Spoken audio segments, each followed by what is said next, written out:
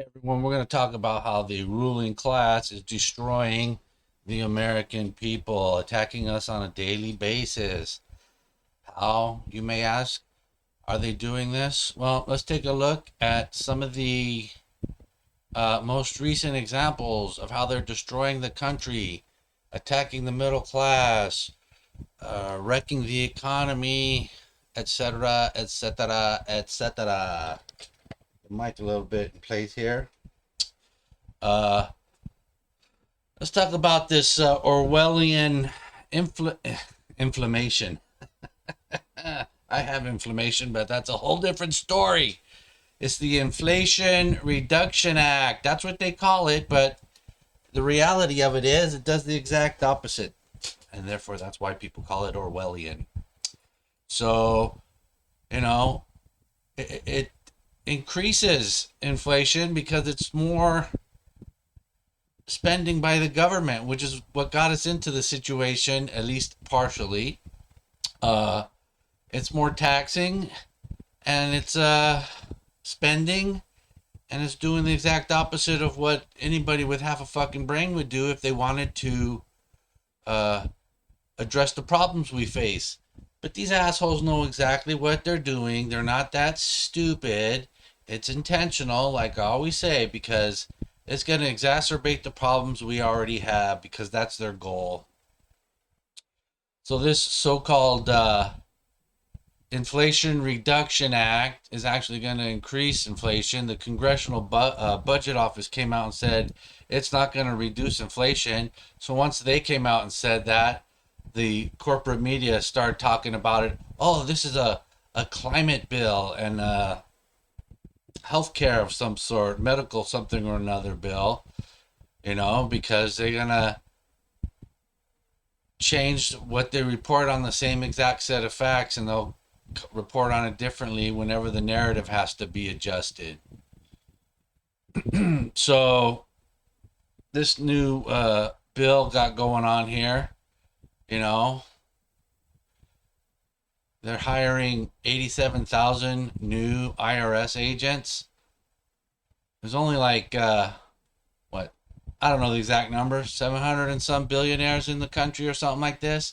Folks, they're not going after the rich, they're coming after the middle class. You don't need 87,000 billionaires to make the rich pay their fair share. From what I've read, you know, I don't know, however you define rich, but the higher up the income scale you go, the larger percentage of taxes those people pay.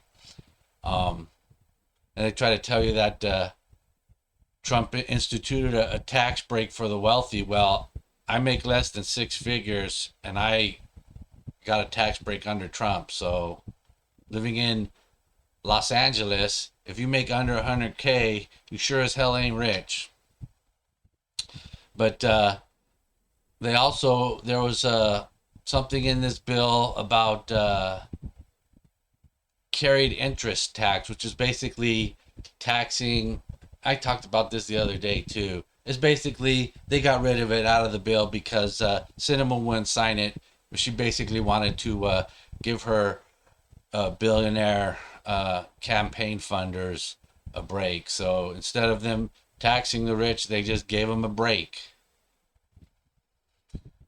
What else is going on? What else is the ruling class in this country doing to fuck you and me over? Bend over, no Vaseline. So, they want to ream you in the ass with no lube. And these days, that's especially dangerous because of the old monkeypox, right? Overwhelming number of cases of monkeypox is being transmitted amongst men who have sex with other men. They don't want to call that homosexuals, though, right? But anyways, the potato come out and declare a national health emergency for monkeypox. There's been how many deaths in the country due to this monkeypox? And we know how to stop the monkeypox from being transmitted, right? Don't be taking it up the Hershey Highway and then, 2 weeks to slow the spread by 2 weeks of stop spreading your ass cheeks. But corporate media don't want you to talk about that. If you do talk about it, you're a homophobic. But let's ignore the hundreds of thousands of deaths caused by fentanyl. That's not a health emergency. But monkeypox is.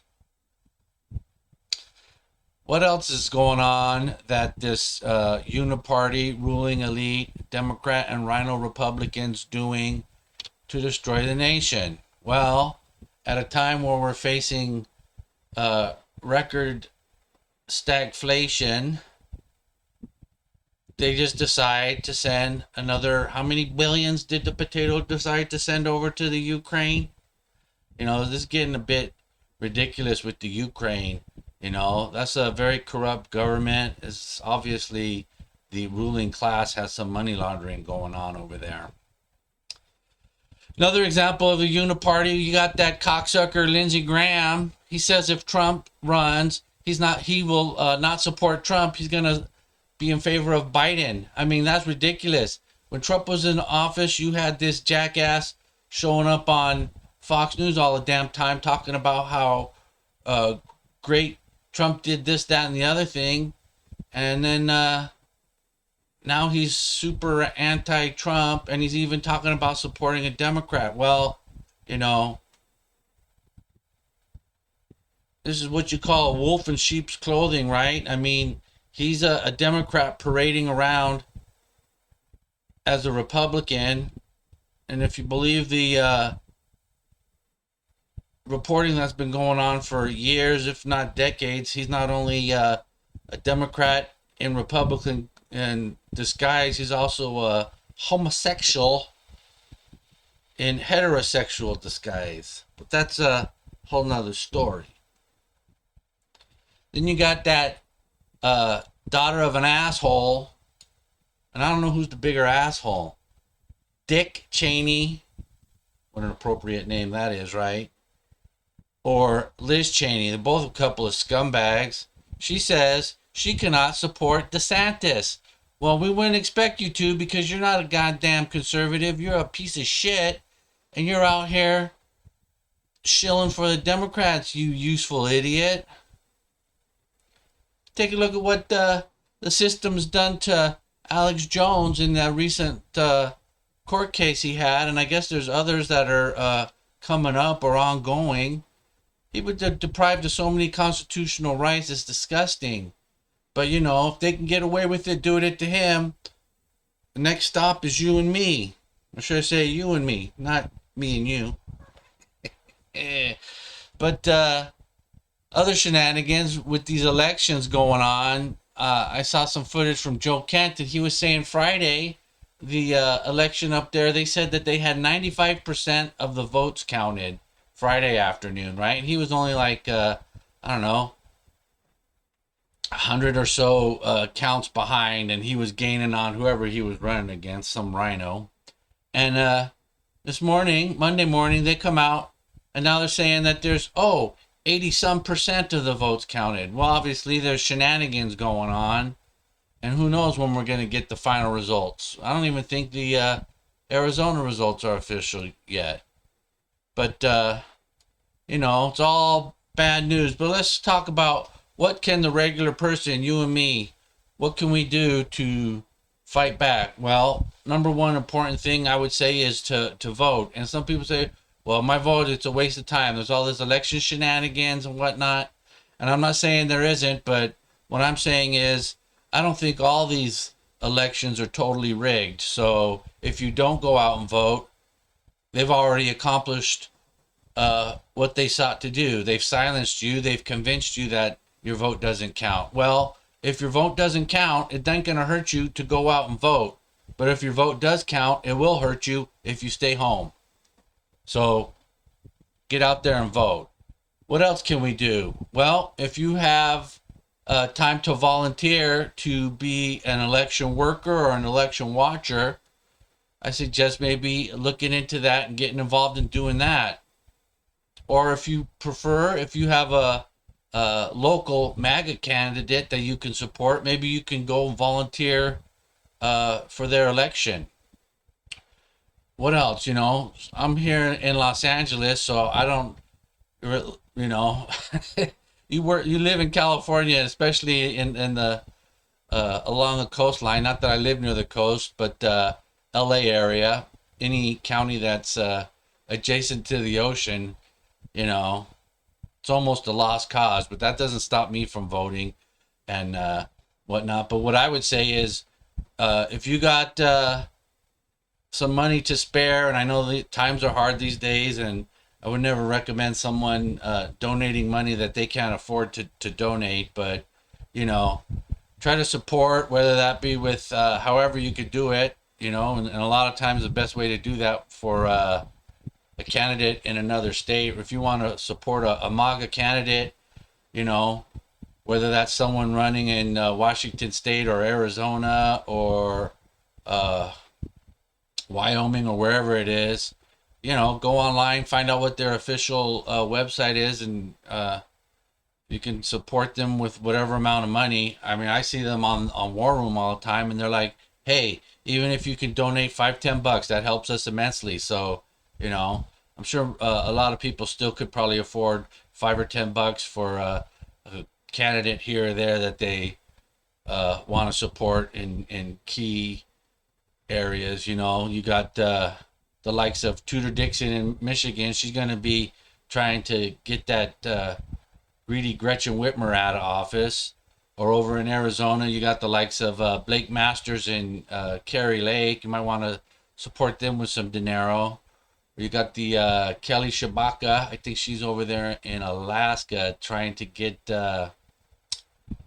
forget what she's running for up there.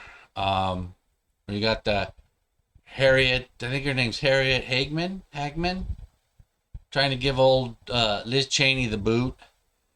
And I already talked about Joe Kent earlier. Hopefully, we hear today or tomorrow that he won. There's another guy, Royce White. He's on a War Room a lot. You can support these type of candidates, MAGA candidates who are willing to fight for the American people. What else you can do? I would say, support the media outlets such as OAN, InfoWars, War Room. Because a lot of people watch Fox News, and I admit I watch them once in a while still, but Fox News, like I've said before, they suck donkey dick. You only really have a handful of folks over there that are still not, like Tucker, a couple others over there. What else can you do? I would say, very important thing is to stay informed. How do you do it? I talked about some of those media outlets. Those are good sources of information.